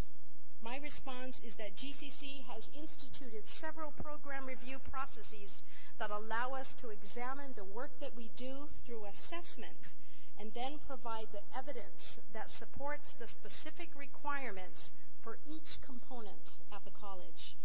This process is linked to our budget development and has been a successful mechanism to allow us to allocate resources based on performance, goals, and initiatives. In fall 2016, our post-secondary student enrollment was 2,428, a slight increase from fall 2015. This number includes 237 student veterans, many which are utilizing their post-9/11 GI Bill. Enrollment in GCC's secondary career and technical education, or CTE programs, for academic year 2016-2017 reached 2,978 students, an increase of over 300 students from the previous academic year, and the highest enrollment in GCC's CTE programs since 2001. Students participate in the following programs: Allied Health, Automotive Service Technology, Automotive Collision Repair Technology, AutoCAD, Carpentry, Early Childhood Education, Electronics Technology, Lodging Management, Marketing, ProStart Culinary, and Visual Communications. This academic year, 215 students received their certificates in mastery in these programs, enabling them to earn college credit at GCC. I will speak more about this program later in my testimony. For the next several minutes, let me provide an overview of the GCC budget. The college has incorporated some new initiatives for the fiscal year. Improvements in the cost effectiveness and efficiency of providing IT services through reduced investments and operational cost, and increased scalability, reliability, and availability. This is moving to the cloud concept. The development of a new and updated GCC website, and the purchase of a diagnostic readiness test to prepare students to take the NCLEX exam, and to support the changes to our developmental education programs to ensure student success. In the next several months, you will see increased construction activity on the GCC campus. The college will put out to bid the construction renovation projects, the expansion of the GPD Crime Lab that will contain a lab and classroom for our GCC Criminal Justice Program, followed by the renovation of Building 300, which will be converted to our new multi-purpose auditorium. These improvements are in line with GCC's campus facility master plan. These projects will complement the ongoing construction renovation of Building 100 that will house our criminal justice and human services programs. The Building 100 project is slated for completion in early 2018. We have incurred a slight delay in the number of because the number of H2 workers has decreased. I am truly appreciative of all your support for funding these projects. The college is also reinstituting our cosmetology program in fall 2017 after it was taken offline for program review in order to update the curriculum and ensure proper alignment with industry standards. Senators, the Guam Legislature has continued to support GCC, not only in its approval of our budget, but also through the many activities that engage our students. We are grateful for your support of our students.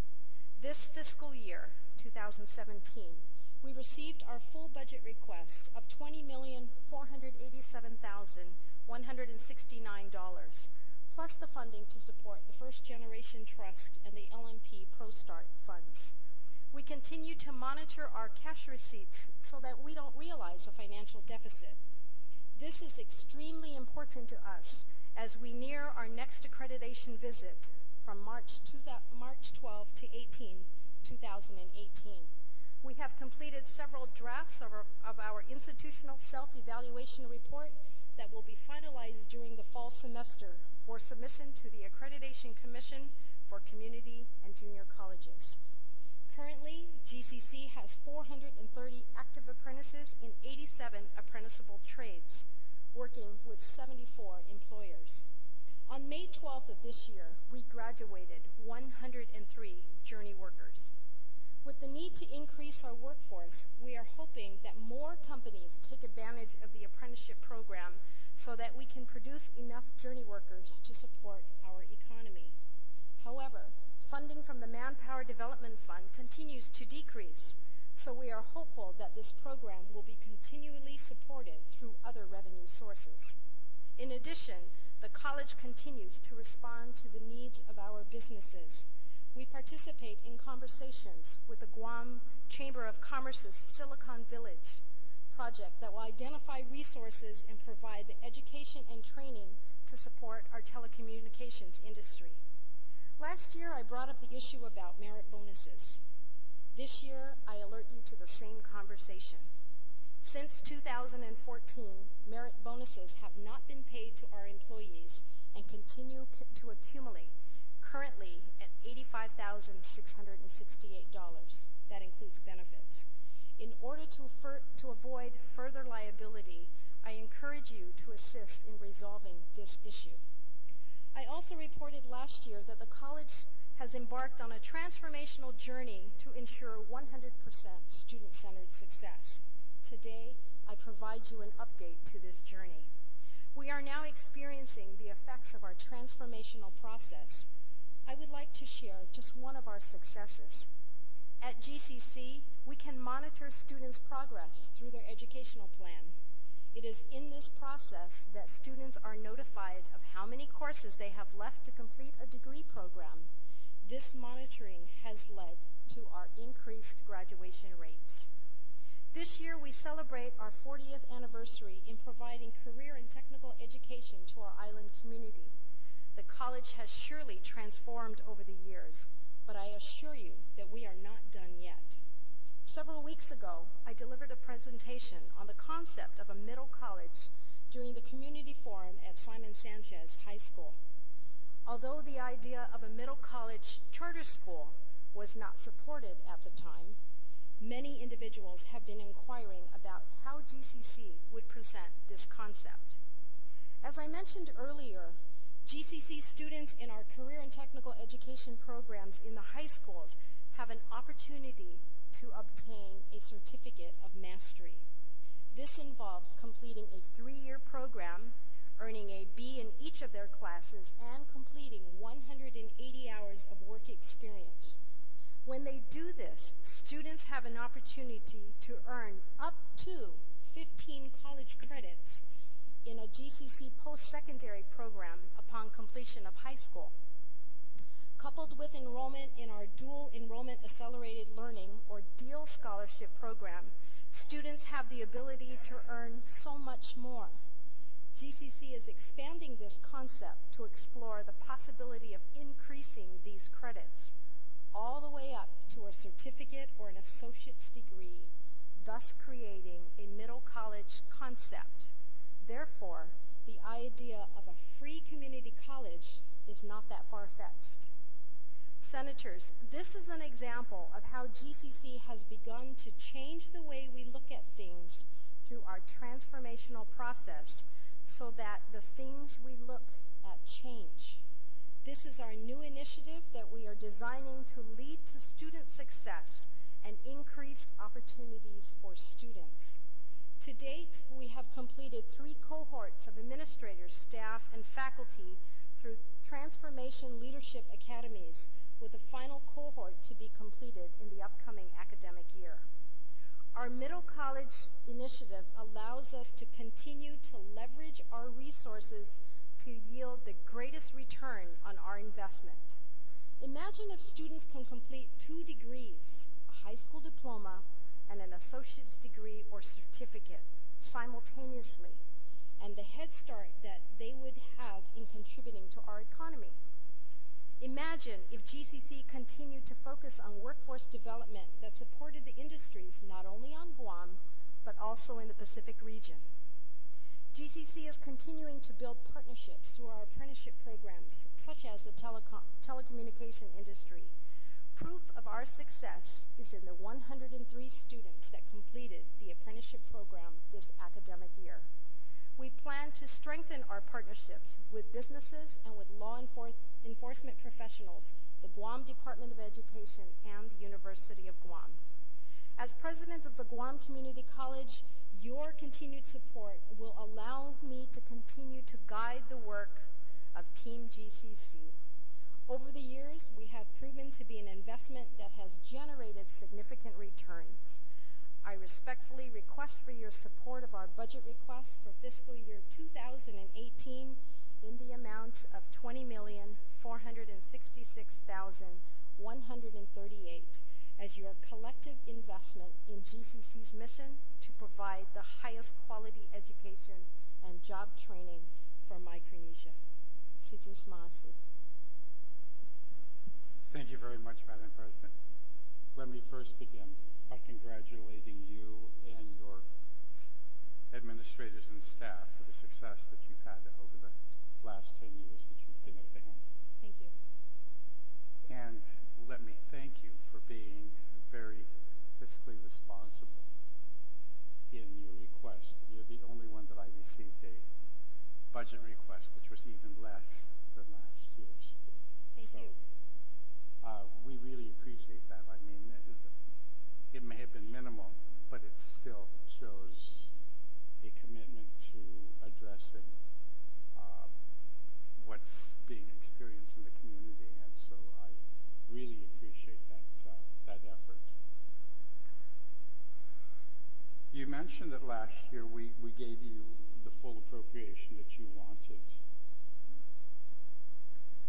To date, how much of that appropriation have you received for last year? We closed out fiscal year 2016 receiving 83% of the total appropriation to GCC. 83%, meaning how many millions are you still owed?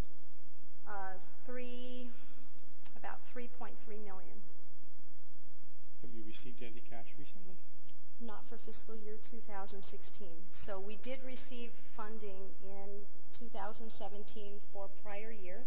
The last release was $2 million that we received in March of 2017, and that was the last payment we received. So that brought us up to 83%. That's more than what was, I understand, to be the reserve being held from other departments. That's correct. Has Department of Administration said anything as to whether or not it's going to get you to parity in reserve percentage at least At this to point, the others? At this point, we don't, based on our conversation, we don't expect to receive any more fiscal year 2016 money, primarily because we're lagging so far behind in 17 that to try to go back and further collect 16 money is, at this point, I think we're done with 16. So you're telling this committee that the community college has had to, as it is, eat the $3.6 million from last year? That's correct. Unless there's some significant windfall of cash that they can use to get us caught whole, it is not my expectation to receive that money. We've closed out our books, the audit's been complete, and we'll focus on fiscal year 2017. For fiscal year 2017, how much have you received to date? So for fiscal year 2017, based on our total appropriation of $20,711,323, we have received 31%, or approximately $6.5 million. So you're still owed about $14 million? That's correct. Well, time hasn't passed yet, so based on the allotment schedule, we've received 41. Based on the total budget, we've received 31. How much is your allotment release supposed to be? So monthly, we request for, on the average, a little over $1 million per month. And how much have you been receiving? It's been fluctuating over the past several months. We did have a schedule where we were receiving approximately $300,000 per week, and then we got a little bump to about $500,000 or $600,000 when additional cash, and then it went back down. And so we're still receiving money, but it's just we're still having a little bit of a hiccup trying to get caught up. I do have a phone conversation tomorrow with Director Boleto. We've had to reschedule because of her recent trip, but I will be meeting or having a conversation with her tomorrow on how we can get it caught up for the fiscal year. There's about 19 weeks left till the end of the fiscal year, if memory serves me right. In order to be able to receive the remaining cash, how much would that mean that you'd have to be receiving weekly? About times 8.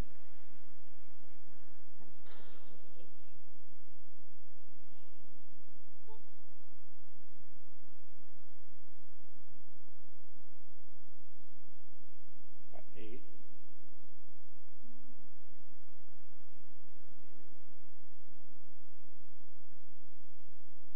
About 750,000 per week. And That's you're currently receiving 300. 300 to 500, depending on the cash that's available. If they continue at the current rate that you've been receiving money, how much of a shortage would you expect by the end of the fiscal year? So if we anticipate only 300,000 for the rest of the fiscal year, so then it would be 19 times 3, which would be about 6 million. So we would be at about 50%.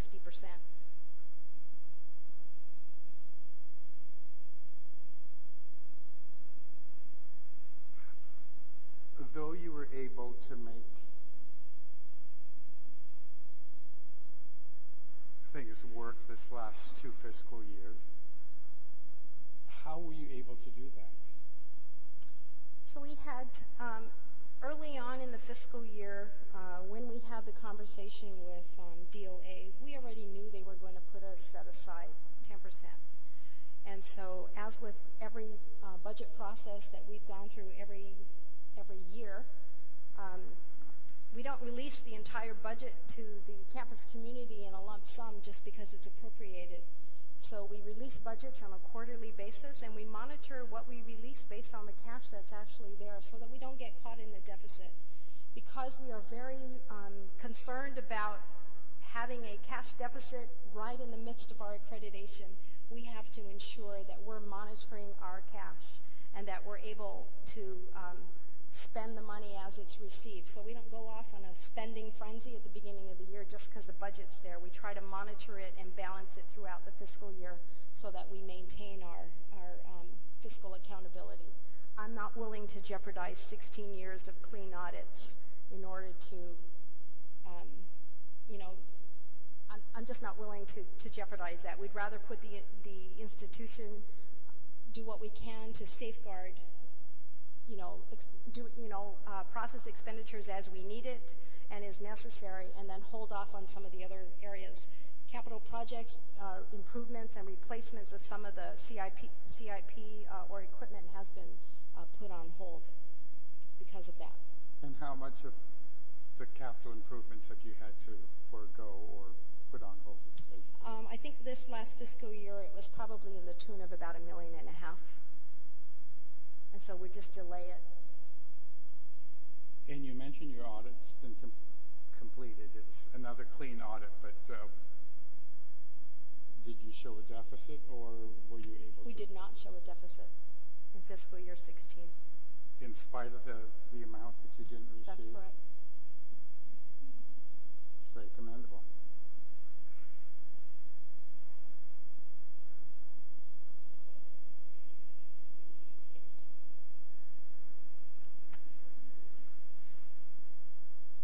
I'll allow the others to have some questions. I just, again, want to thank you for the fiscal responsibility that you've shown as the president, and Mrs. Merrill for you, and Mr. Chang for their keeping you, but your leadership policy of not spending until it's there, though 41% has been released and you've only gotten 31% in cash, shows that some very good restraint. So again, I thank and commend you and your administration and the entire student body.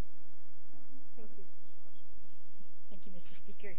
Thank you very much, President Okada, and the other staff that are here. And I, too, very much appreciate your presentation, your candor with us, and I want to congratulate you on your clean audits over your tenure and on your recent largest class in your history of graduations, and congratulations on that.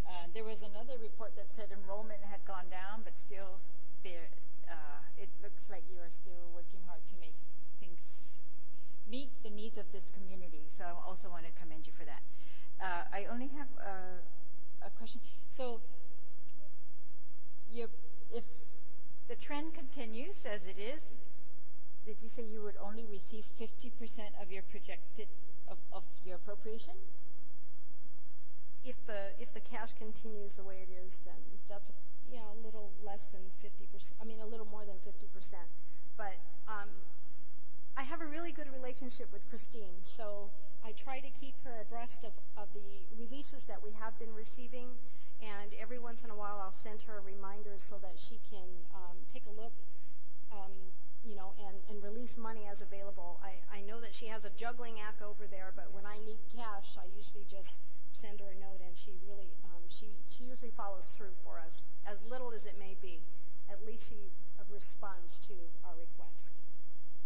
All right. Well, I want to thank you again for making it work with without this the knowledge of what's going to happen with the actual release of the cash, and I'm sure that affects your planning, your capital improvement, like you said earlier. But thank you very much. Appreciate it. Thank you, Mr. Speaker. President Okada, how you doing? I'm doing great. Thank you. You know, what I wanted to get to actually is we spoke about the middle college, Yes. mid-college, Yeah. and I'm very concerned about that, and maybe my colleagues would like to know pretty much if we're able to find property for you and you're able to build a middle college that would benefit exactly in your presentation to our students on Guam, how would that be funded? I would assume that's all DOE funding, correct? So right now we're working on a pilot. If we were to do a pilot, we would explore at the GCC campus to maximize the current use of our facility, and it would be minimally funded. So maybe in our next budget year request, I'd probably ask for 2 or 3 positions. All the administrative support is already contained within the campus, and so we wouldn't really have to expand too much. Now, if we did a new facility, then that would be a different mechanism. The college would have to work out how that's going to work. But because it's dual, remember it's a dual credit, high school, post-secondary, infused at the same time, then the community college, through its federal grant applications, for example, because it has the idea of a charter school, but it's not really a charter.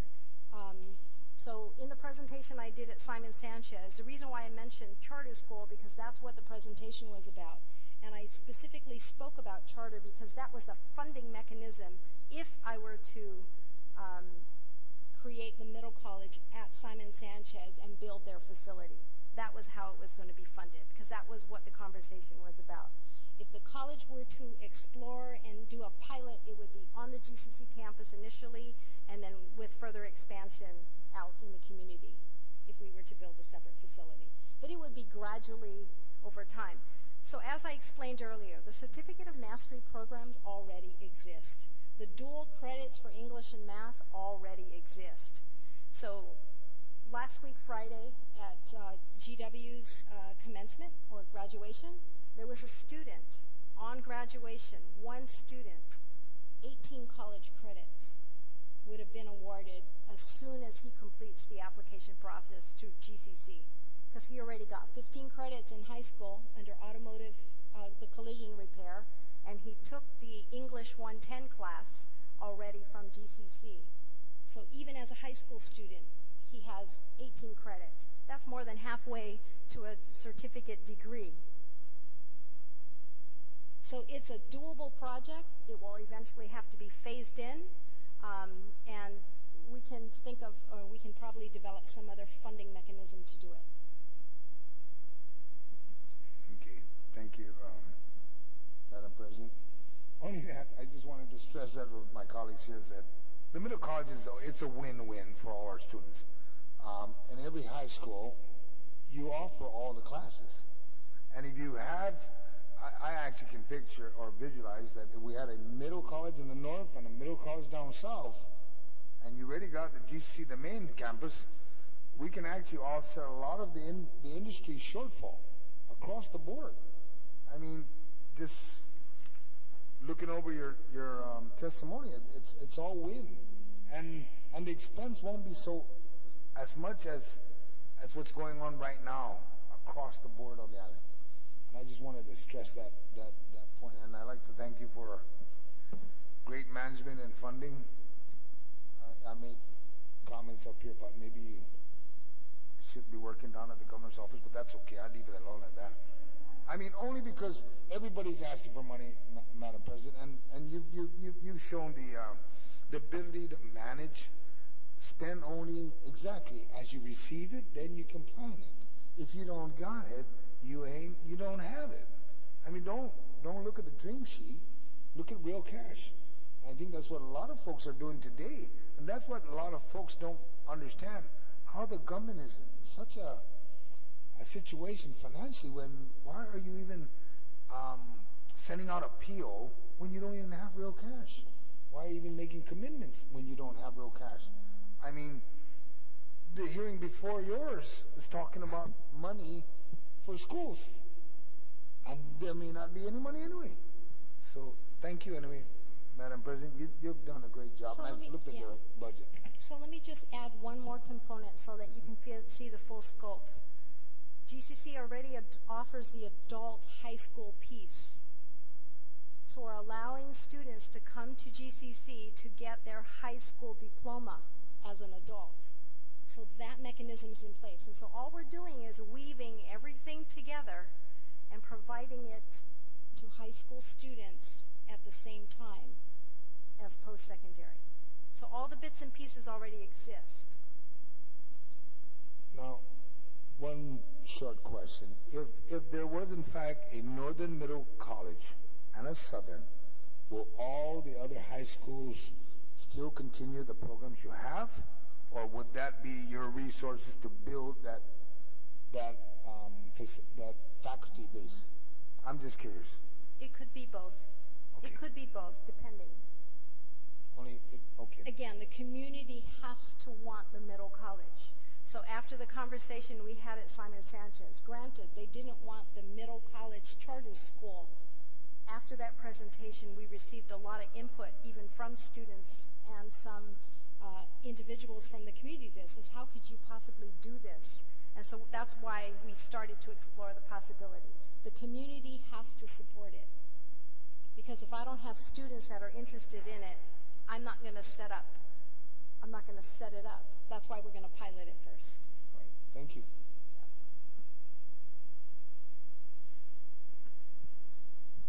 That's what I wanted to inquire was about the middle college. So thank you, Chairman of Education. But Ms. Okada, Madam President, I really wanted to commend you also for the great work that you've done. And I got to hear that story when we were at the GW graduation. So I wish my brothers had that opportunity. But thank you. And I also want to share with you that, you know, my cousin, he doesn't have his bachelor's degree, but he went to school at GCC, and he's a safety officer for construction work sites. And you might know him. His name is Matua Sablon. And now he's working in Boston. The federal company's hired him, so he's making a very big paycheck with the education and experience that GCC gave him. And so I just want to thank you for that. You are really making a difference in a lot of people's lives, because some people, that you know, they have the vocational trade, and sometimes that's overlooked, and this is very important. And I hope that maybe you can also look into solution for the H-2B issues that we are having for construction workers, so that we can start hiring within our own economy, within, hiring our own locals, and also maybe incorporate some of the program for those that are homeless and maybe they'd like to become construction workers or even veterans. I also want to share with you we were very much appreciative with the Guam National Guard, the collaboration we did with a lot of our soldiers coming back from deployment. They received a lot of certifications through GCC that landed them jobs. And so thank you for that, your flexibility, you're willing to always find a solution, never letting anything stop you, and especially when it comes to funding, a lot of people say, oh, we don't have the money to do this. But your ingenuity, you always find a way. And so I'm going to be knocking on your door for some help with that ingenuity, if you don't mind. Okay, thank you. Thank you, Mr. Chair. And to Masi, I just want to echo, a lot of the kudos that's been given to GCC, Dr. Okada, to you and to your team, to your board. I know that this is not, even though, it looks like a one-woman show, I know you represent a lot of really hardworking individuals, and this kind of thing doesn't happen overnight. It really takes a lot of dedication and a lot of hard work, and I really appreciate the commitment that you've given to the community college and to our community as a whole. I think what you and what the GCC team has done, I really appreciate all of your hard work and your efforts for our students. I do want to talk a little bit about workforce development and then the Manpower Development Fund. So with regard to apprenticeship programs, could you talk a little bit about the registered apprenticeship programs offered at GCC and what programs are being funded this fiscal year?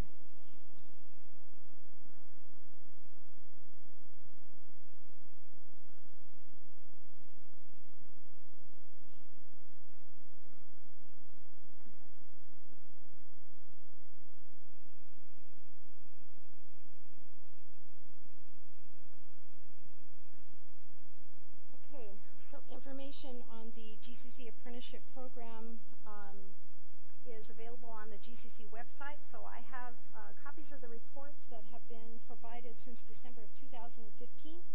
But the most recent report is as of March 2017. Currently we have 74 different companies, the highest being one of the biggest or highest number of apprentices is with Cabris Marine Corporation, which has 47, Docomo with 83 apprentices, apprentices. GTA is at 45, and then G4S has a total of about 42.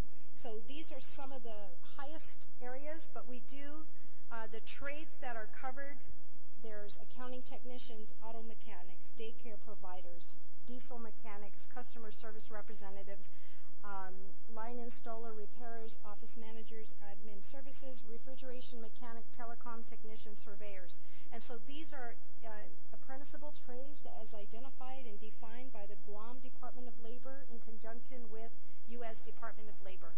And so there is a report of over 87 apprenticeable trades that is available. I can give you a copy of the report, but these are just some of the examples of the companies and the different occupational areas that are covered currently under the apprenticeship program.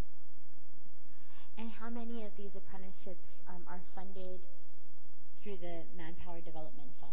All of these.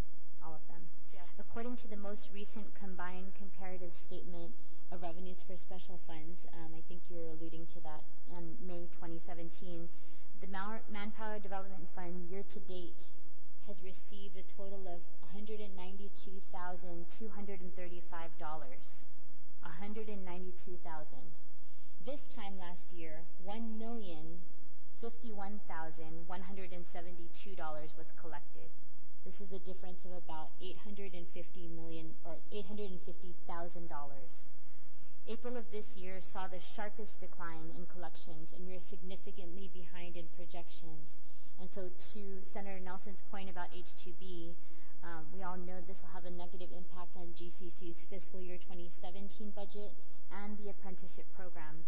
So I'm just wanting to figure out what your plan B is and how GCC will make up the difference for this fiscal year. So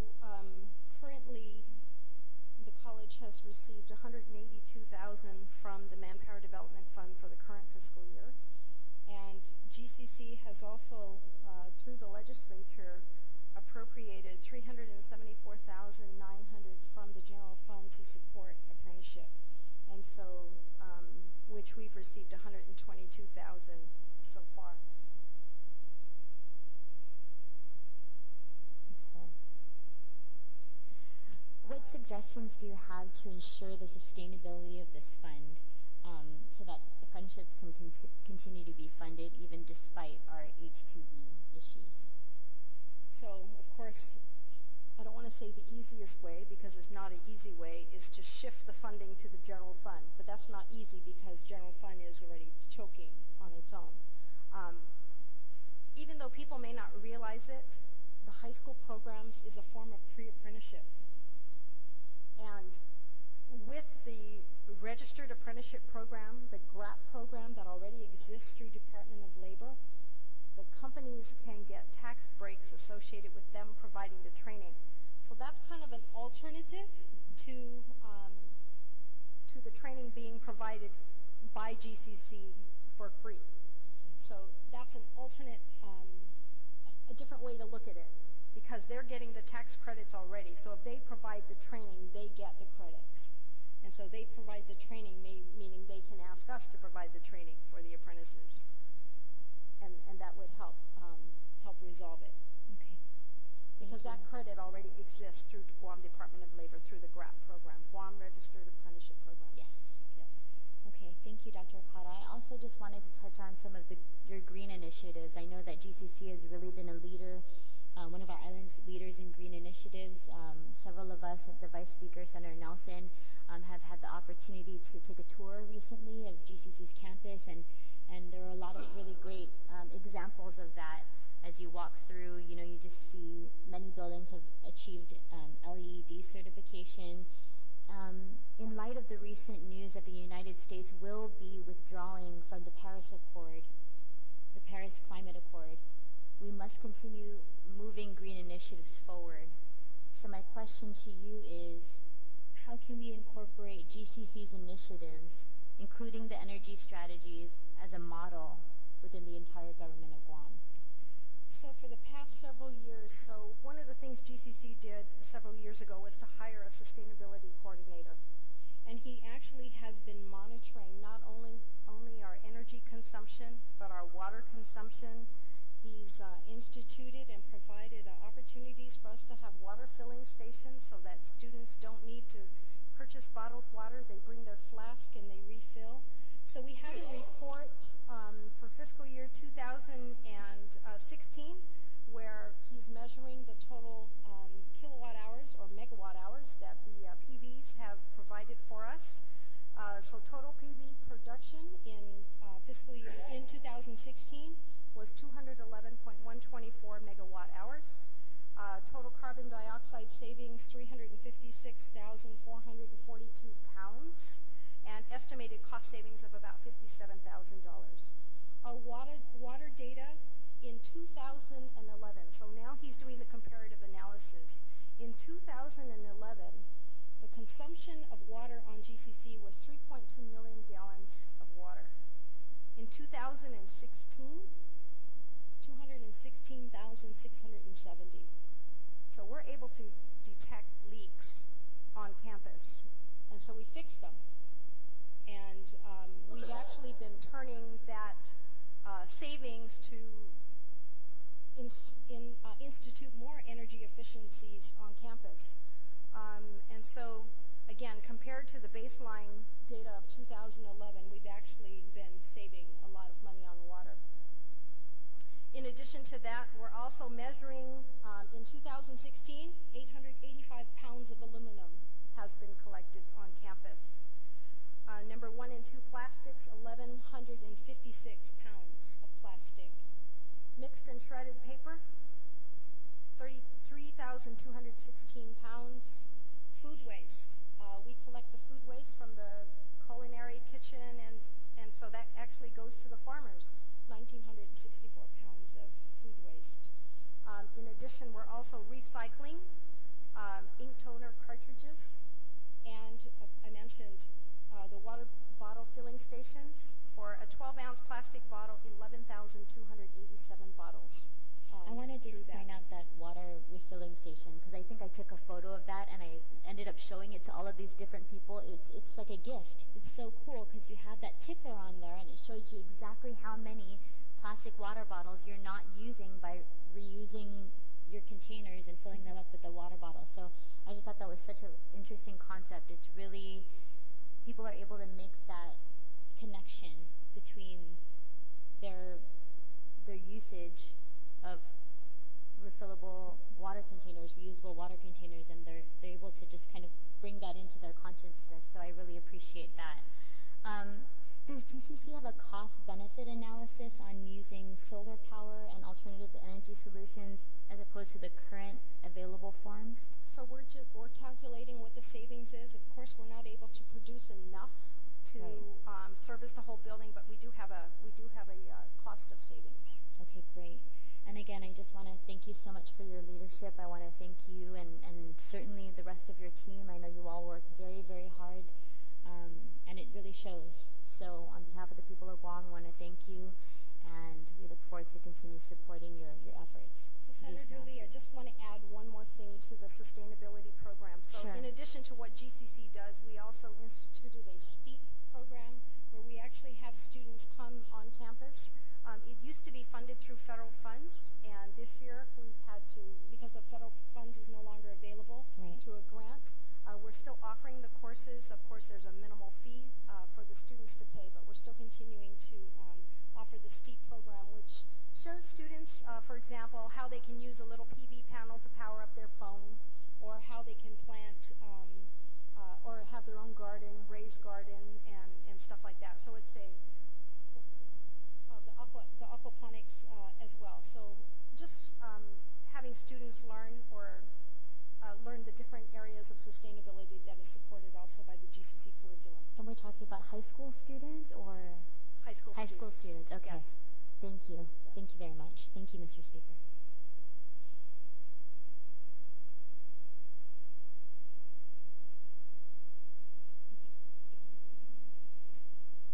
President Okada, thank you very much for your testimony here. Hoping I don't sound too sexist. I'm thinking that if you want a fiscally responsible institution, you let a woman oversee the books. So I thank you. You have so much to be proud of. I mean, you can tell all the accomplishments that GCC, you and your team has put together over the last few years. And so I just want to compliment you and congratulate you on your 10-year anniversary coming up. First of all, so congratulations to that. And so many. I'm a proud alumni of GCC as well too. And I fully support and would like to learn a lot more about the middle college. I don't think there's one parent that would not be interested in allowing their child to attend college courses during high school. It's a big savings to them. So I fully support it, and I'm willing to sit down with you and find out a little bit more about it and how we can maybe institute that in some of our high schools here as well too. So thank you very much. I just want to congratulate you. Thank you. Thank you, Mr. Speaker. Thank you, Madam President, for the presentation. Real brief, I know we spoke in our last go-round budget regarding aligning the computer science program or the Office of Technology program at GCC with the recently modernized staffing pattern by Office of Technology. The Chief Technology Officer presented to the government or government-wide. I'm not sure GCC was present there, but he does have a breakdown of how he intends to modernize the IT or public sector's IT positions. I mean, there's a list that's there. The positions were obsolete and obviously needed a lot of work. So I brought this up with the University of Guam as well, and to ensure that it would help if the GCC look to those positions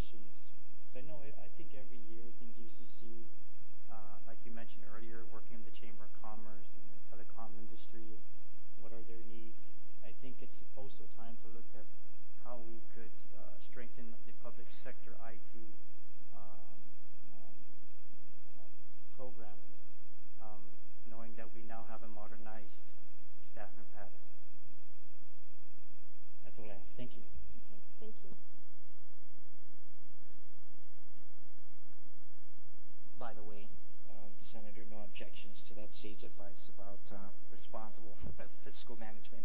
But I do want to commend you, President Okada, and members of your board, your chairman, Frank Ariola, and the fine staff you have here, for 3 points in particular. One, for being entrepreneurial. I keep bringing that up pretty consistently to the line agencies who find themselves at least somewhat shorted, whether it's cash or fiscal priorities that may be dropped by, let's say, the Trump administration as an example. But I am particularly pleased, this is old hack for you, Dr. Samara, about the linkages between your academics, operations, external demands of your community through this comprehensive programmatic review process. So you've been the gold standard for the region for so long, and I appreciate that, and it's evident here. In many ways, I think, and I can't speak for my colleagues, but I do admire their efforts. For example, Bill 23, sponsored by St. Nicholas, 14 by Estevez and Terlahi. In many ways, if you look at the essence of those pieces, in my opinion, they attempt to emulate what higher ed has in terms of those linkages. And so, you're a fine example there as well.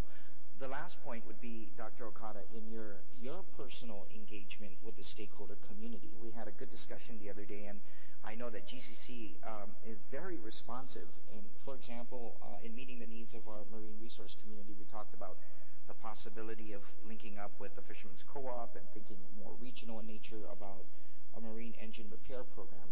I know today I had a conversation with Department of Defense officials about at least 6 programs that they have that are funded through DOD and not necessarily through Commerce and NOAA, but that there's disjointedness in communications and planning, and certainly want to communicate with you and dialogue with you folks about how we can come together in that regard, especially from the perspective of the Committee on Land and Environment with Senator Tom Abbott. So again, thank you so much for being a great example to other educational institutions and our regional partners. Thank you.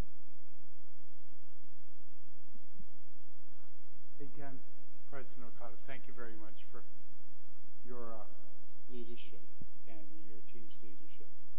And we look forward to continuing